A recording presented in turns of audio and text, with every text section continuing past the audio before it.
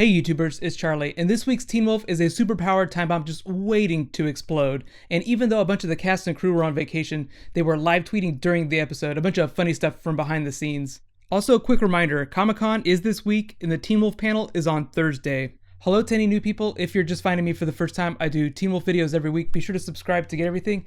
I'm doing a special Comic-Con giveaway I'll explain at the end of this video. And if you guys really want me to upload the panel, you can vote in the straw poll. There's a link in the description for that. So episode 5 had a few pretty amazing WTFs, so I'm going to start with my top 5 and then do my review, and then I'll explain the Comic-Con giveaway. So careful for spoilers from the episode if you haven't seen it yet. I'll wait just a sec. Okay, ready? Here we go. Number 5, Derrick is losing his powers. They still have not explained what it is that Kate took, other than to say it's his true essence. The way I'm thinking about it in my head is that she just took his wolf mojo, like the wolf part of his soul. I have a few theories about why that is, involving a lot of double-crossing and the true identity of the benefactor. Based on Derrick's progression, his wolf tank will probably be empty way before the season finale, like he'll be a normal person sometime in the next 4 episodes.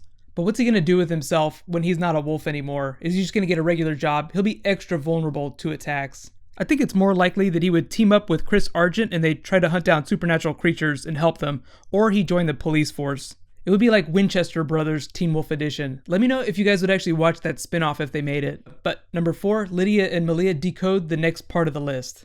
Did anyone else feel like they totally reversed roles? Like Malia was the one flipping out last week and Lydia was the voice of reason, and this week Lydia completely lost her mind staring at that creepy record player all weekend, and Malia was the normal one. On top of all that, in each new episode, it feels like Malia is looking more and more just like a totally normal teenage girl. Like she's fixing her hair more and wearing makeup.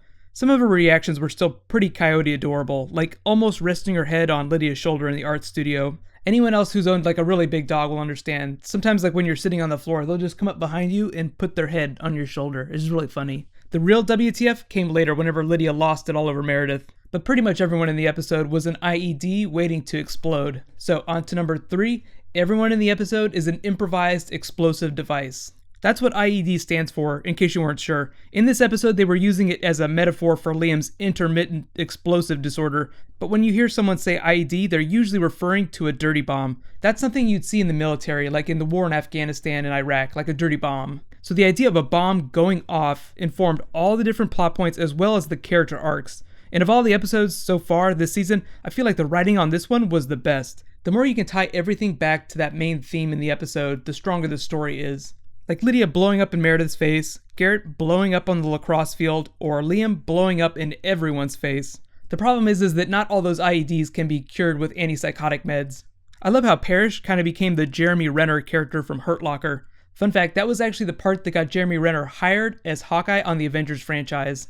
Parrish is a whole other story, but part of the IED plot was disarming the people bombs. Parrish kind of disarmed Lydia, but the real callback was Scott and Styles throwing Liam in the shower. That's actually a nice callback to Scott getting thrown in the shower when he first started freaking out in season 1, and the flashback where Peter threw Derrick in the shower after the basketball game whenever he was a freshman. I think what we really learned is that none of the male characters are allowed to behave normally in the locker room. Like it's a requirement that they freak out. But number 2, CSI Teen Wolf.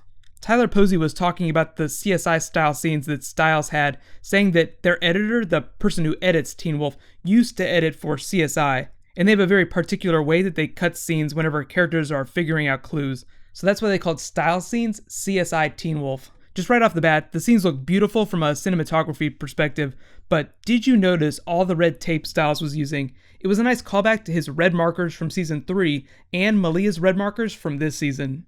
At this point, I feel like red is the color of WTF on Teen Wolf. Like anytime something bad happens, someone gets murdered, or they're trying to figure out the Deadpool list, red is invoked. For instance, the Deadpool chart, full of red. Lydia's freaky record player, red. And anytime Scott loses his shit on someone, his eyes glow, alpha red. So keep your eyes peeled during the next episode. Anytime something really crazy happens, I'll bet there'll be red somewhere in the frame. And my number 1 WTF moment, Parrish is on the Deadpool list. I think we all kind of suspected something was up with him. He's always been way too cool about Lydia's supernatural status and all the crazy Beacon Hill stuff that's been happening. Just because he's on the list doesn't guarantee that he's a werewolf, but what else do you think that he could be? The show widens the mythology every year, so it's totally possible he's something that we have not seen yet. Kira's a thunder kitsune who can absorb electricity, and Parrish worked on bomb disposal whenever he's in the military, so maybe his power has something to do with absorbing explosions. Or maybe it's something else related to his police work. If you had a supernatural ability to look for clues, for instance, becoming a deputy would be a really appropriate career path. He also said that he was drawn to Beacon Hills, that's why he came, so it's possible that he's a banshee just like Lydia, and he has like that WTF radar that she has. I think the show is shipping him with Lydia anyway, so I'll bet that he joins the pack unofficially by the end of the season, if he survives, which I hope he does. And just as a bonus moment, whenever the Calaveras showed up to talk to Chris Argent, it wasn't one of my favorite moments, but it made me think of something really interesting. They said that Braden had gone missing. She was looking for Kate, but what if she's in on the Deadpool plot? Like, what if she's in league with the benefactor or the benefactor herself?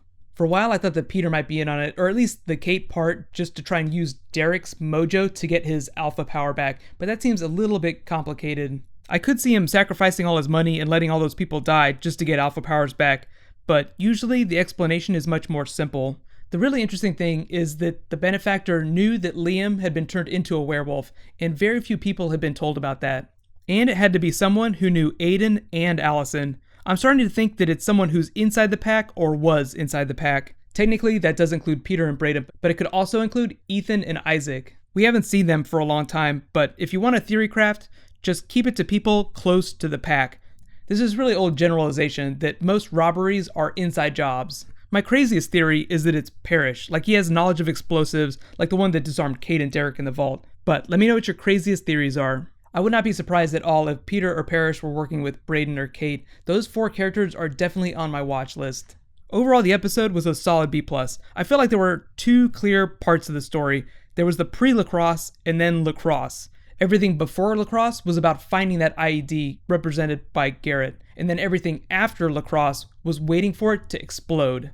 You could even make it simpler than that. It was like the whole episode was about finding a bunch of different bombs and disarming them. Sometimes those bombs were people inside the pack, sometimes they were other people like Garrett and Violet, and sometimes they were actual bombs like Parrish in the flashback.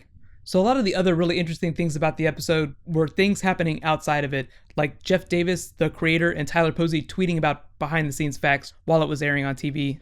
Tyler said that his favorite Derrick Scott moment was when Derrick was congratulating him in the locker room, and Jeff Davis posted a picture of them making Styles' opening title sequence with all that red tape. This is what it looks like when they're shooting it. Is that not crazy? All that time for just a few seconds of footage. So the only other thing I'll say about the episode is that they still have one name to unlock, that last part of the Deadpool list. It's probably someone in the pack that has died. That could be Jackson, or it could be any of the dead Hales. It seems like it's all vendetta killing in reaction to the deaths of those keyword characters like Allison and Aiden. Like someone's trying to get revenge for their deaths. So in case you didn't see it, I'm doing a Teen Wolf giveaway this week. All you have to do to participate is be a subscriber and leave a comment on this video. I'll be picking a winner next week. Also, be sure to let me know if you want me to upload highlights from the Teen Wolf Comic-Con panel. So I'm going to be doing a whole bunch of other Comic-Con videos too. I'm starting a playlist. My next one is going to be a Marvel video. It'll be a preview for the Marvel panel. You can click here to watch that. And you can click here to get my episode 4 video from last week. Thank you so much for watching. I'll see you guys tonight. High fives.